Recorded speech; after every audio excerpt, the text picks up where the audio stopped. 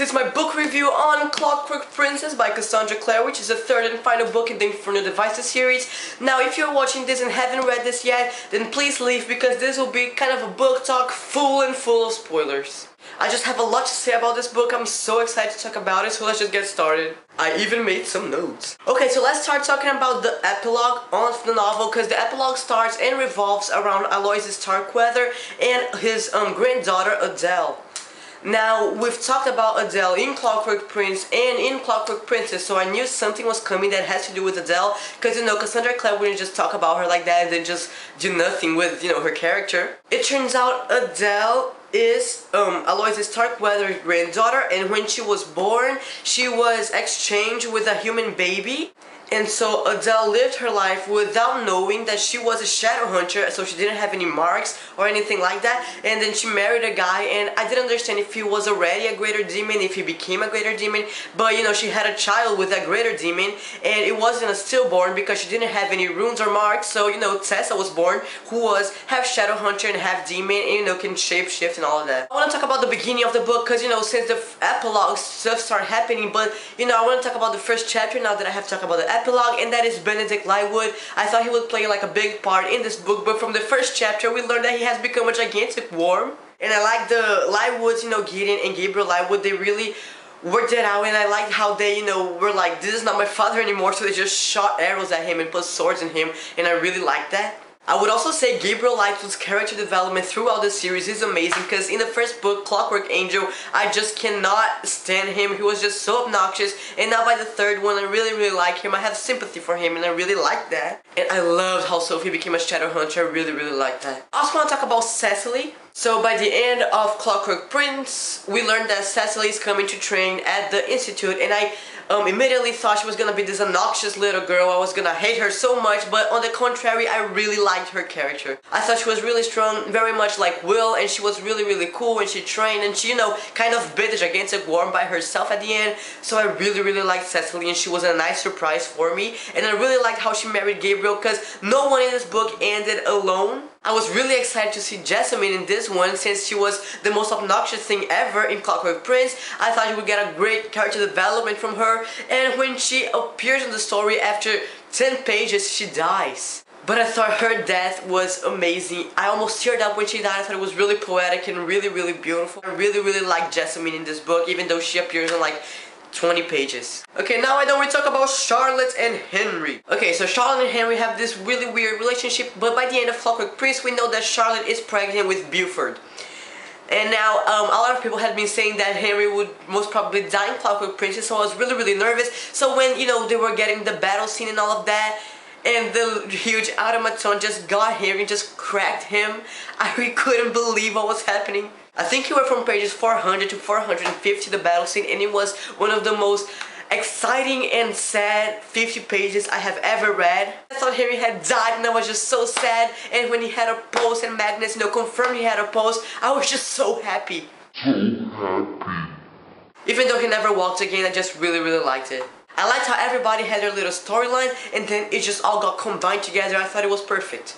I really like the battle scene. I really like Bridget in it. Bridget was like this crazy kick-ass Merida from Brave, and I think she was just awesome, killing the automaton. And then Tessa transformed into Ithuriel by touching her necklace. Now, talking about Tessa becoming Ithuriel, I also want to talk about something, and it is that Cassandra Clare answered all the questions in the last book. I was kind of scared because there were a lot of unanswered questions, and I thought Cassandra Clare would end the book maybe without unanswering some, but she did answer them all. She answered Tessa's origin. You know, she gave Gem a destiny, and she explained the Clockwork necklace thing, because I was really confused. The Clockwork, I mean, does it like do everything? It becomes a sword, it saves Tessa from a fall. I was like, what is this thing? Now look, we have to talk about the love triangle, so let's start. And to talk about that, I think I have to talk about the prologue first, but you know, first let me talk about Gem. That part got me really confused when Will was at that inn, and he was like with Woosley Scott and all of those werewolves fighting, and then suddenly he just, you know, had this gigantic pain, and his Parabatai mark had disappeared, and, you know, it was blood on its place, and I was just like, what is happening? And I thought Gem had died.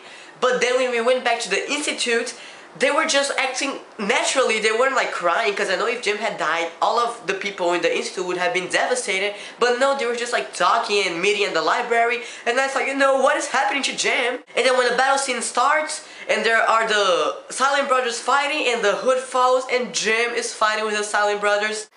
I'll first like to say that the prologue takes place in 2008. The Mortal Instruments, the whole series, takes place in 2007, because that is when City of Bones came out, and the whole series kind of takes place like in the time of a year, if I'm not mistaken. So it was after the Mortal Instruments, which made me think, well, will Tessa and Jim and all these people be part of the Dark Artifices? That would be awesome. Now, so Tessa is at the bridge waiting for her yearly meeting with Jim, who is brother Zachariah now, and you know, she's sitting there with her iPods and, you know, really modern clothes, and then suddenly she sees Jim, but he's not in a Silent Brother form, he's really Jim. Well, before she meets Jim, she's like sitting down at a bench, and she's thinking about, you know, her life, and when Jim died, when he was really old, and Sophie without Gideon, and Charlotte without Henry, and you know, her children, her grandchildren, and while that she only looked like she was 17 years old, and I thought that was really, really well done. I actually teared up at that scene, because you know, it just made me remember in the beginning of Clockwork Angel when she first meets Will, and I was just so emotional at that part.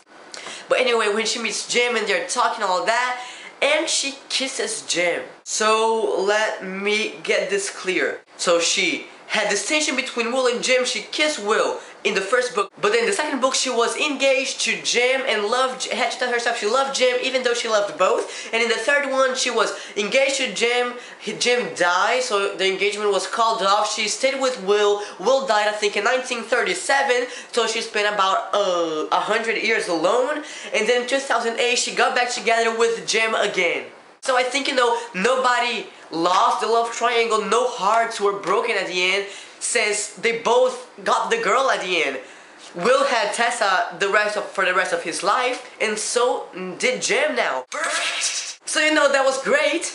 But, you know, going back to the prologue, right when Tessa is talking to Jim, and she says, well, I talked to Magnus in Alicante a few months ago, and it just clicked. Oh my god, so I went running to City of Glass, and I went to the prologue of City of Glass, and right here on page 478 of the paperback British edition, it says, Magnus stood in the shadow of a tree talking to a girl in a white dress with a cloud of pale brown hair. Tessa. Cassandra Clare did a terrific job connecting these two series. The last thing on my notes is Cassandra Clare, I love you, and that is because I love this series. It has become one of my all-time favorite trilogies, and I think it is amazing, and I hope to reread this series every year. So guys, comment down below telling me what you thought of Clockwork Princess and the Infernal Devices series as a whole, and what you expect from the Mortal Instruments and the Dark Artifices.